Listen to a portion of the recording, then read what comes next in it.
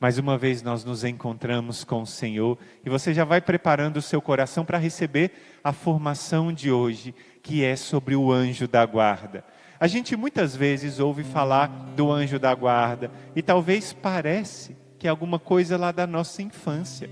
Quando a gente ia lá na casa da nossa avó e ela ensinava a gente a rezar Santo Anjo do Senhor, meu zeloso guardador, essa oração tem um sabor de infância, mas para muitos parece que ela ficou lá atrás, ficou na infância e a gente não trouxe essa devoção, mas essa devoção é importantíssima para os dias de hoje.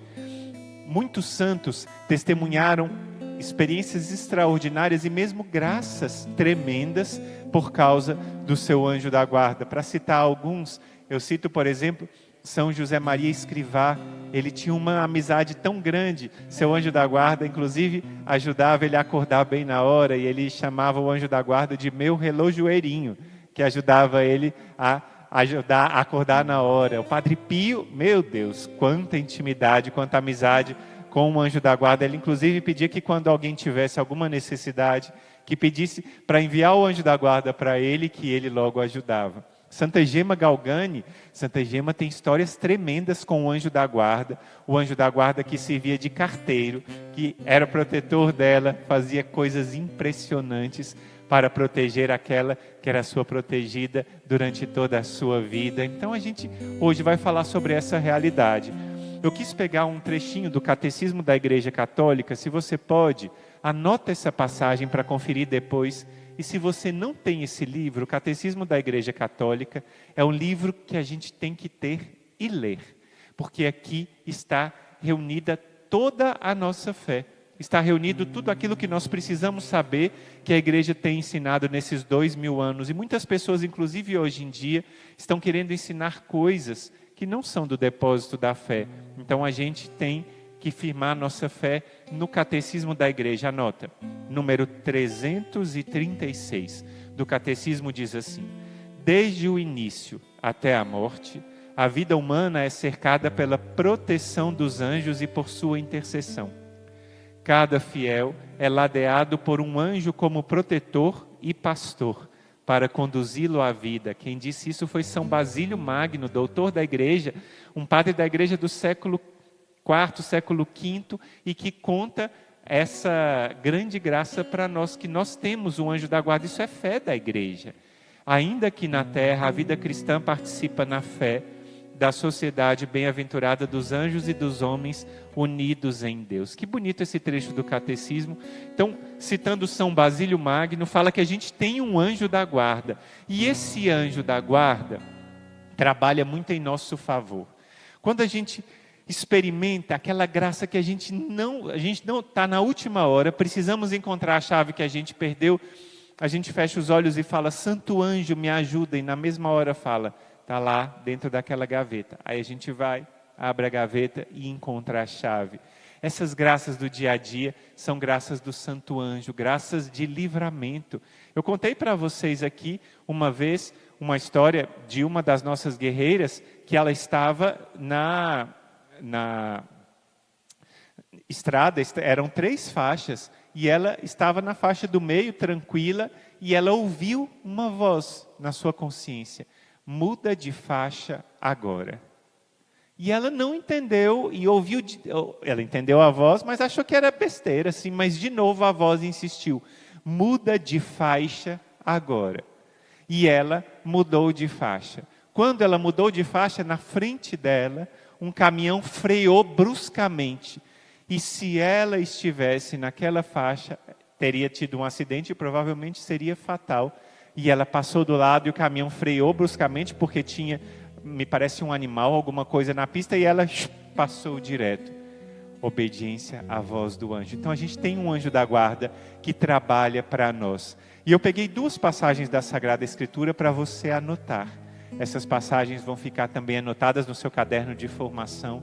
A nossa irmã Terezinha também vai anotando aqui no seu caderno de formação essas passagens. Cada um de nós vai recebendo essas formações e vai anotando, porque isso é precioso para a nossa vida espiritual. Olha só, então, é a passagem de Mateus, capítulo 18, versículo 10. Jesus está falando sobre as crianças.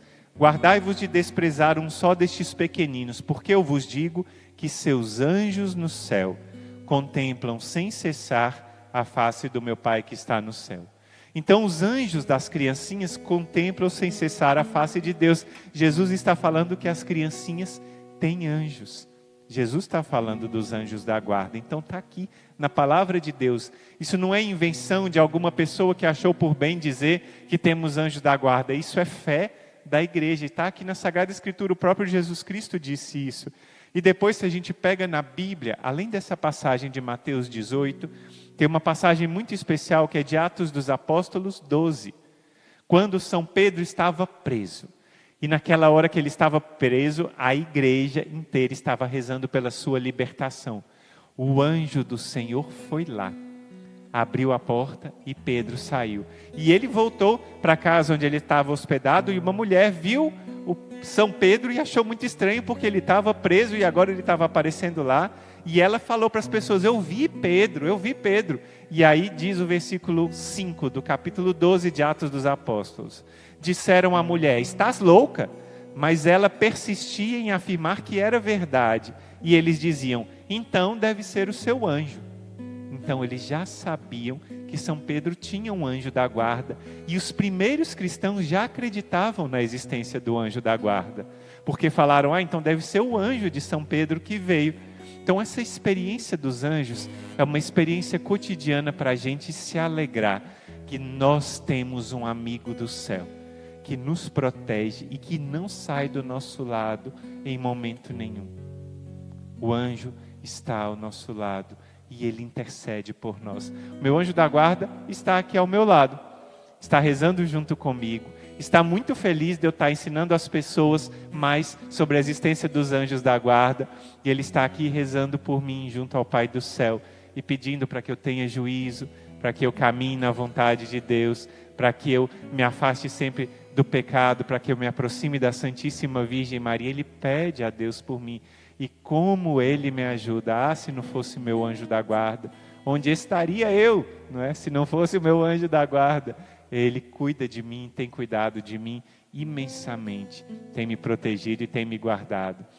Olha que graça, esse foi o nosso momento de formação de hoje e amanhã nós vamos falar como eu posso ter intimidade com o anjo da guarda.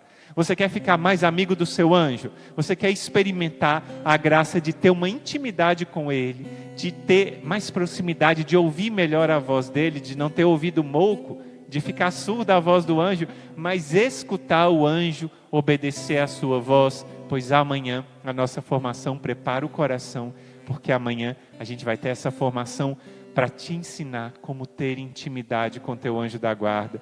Amanhã vai ser um dia especial. Mas já agora, então, recebe esse testemunho que nós vamos contar, mais um testemunho que a gente recebeu da graça de Deus que tem sido derramada por meio da nossa novena milagrosa de Nossa Senhora do Rosário de Pompeia. Começa assim. A paz de Cristo, irmãos. Com um coração cheio de alegria e gratidão, venho dar o meu testemunho. Conheci o Santo Terço e a novena da Pompeia em um momento de muita escuridão. Já fazia 10 meses que a minha querida mãezinha tinha ido morar com o Senhor na eternidade. E a sua morte foi de uma vez, foi um mal súbito. Foi bem difícil para mim essa perda, uma vez que morávamos só eu e ela, e a gente era inseparável. Até o dia 19 de maio de 2020. Eu saí de manhã e voltei para casa na hora do almoço e encontrei ela já sem vida. Desde então, irmãos, eu entrei numa depressão profunda. Não tinha vontade de comer, nem de trabalhar, e muito menos vontade de viver. Parece que eu tinha morrido junto com ela. A dor era tão grande que eu escrevo esse testemunho chorando. Mas Deus é maravilhoso e nunca me desamparou. Voltar à rotina era duro e era difícil, principalmente nos horários das refeições. E eu acabei emagrecendo 10 quilos. Mas um dia, uma amiga me mandou pelo WhatsApp um link e eu cliquei. Era meio-dia e eu não queria almoçar como sempre naquele dia. Mas aquelas orações me tocaram e eu passei a acompanhar todos os dias e comecei a comer novamente. Sempre eu pedi a Nossa Senhora da Pompeia para me ajudar a fazer as refeições e ela ia me ajudando.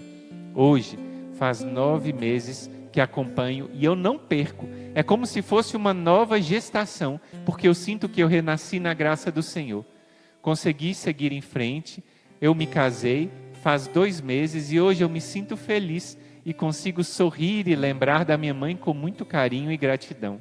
Sempre rezo pela alma dela e Deus e Nossa Senhora de Pompeia têm guiado os meus passos. É só gratidão por esse instituto que salva vidas. Isso mesmo, eu fui salva. Lembra que eu falei que estava no momento de escuridão? Hoje eu vivo na luz do Senhor graças a esse trabalho tão lindo de vocês, irmãos queridos. Deus abençoe sempre vocês. Quem como Deus? Ninguém. Quem conta pra gente é a Marcela. Esse testemunho tão tocante da graça de Deus. Como é difícil, não é?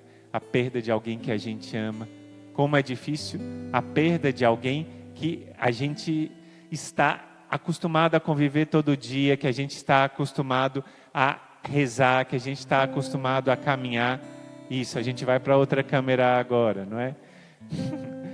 Como é difícil a gente suportar essa perda de alguém que a gente ama tanto. Mas Deus, Ele não nos desampara. Deus permite que alguma pessoa parta, porque aquela pessoa já está na hora dela de se encontrar com Deus e de encontrar-se com o Senhor na eternidade. Mas nós que ficamos, temos que entender que nós não ficamos órfãos. É claro, pais e mães partem, mas Deus está conosco e Nossa Senhora está conosco. Como a gente experimenta esse aconchego de mãe nessa novena da Pompeia. Como a gente experimenta esse aconchego materno, como Nossa Senhora tem cuidado de cada um de nós, como Nossa Senhora tem protegido e tem guardado a cada um de nós, como Nossa Senhora tem estado conosco. A cada dia nós vamos experimentando isso, e essa novena da Pompeia, ela é demais, porque a gente sente como que um abraço de Nossa Senhora. Não é verdade, meus irmãos? Eu sei que é.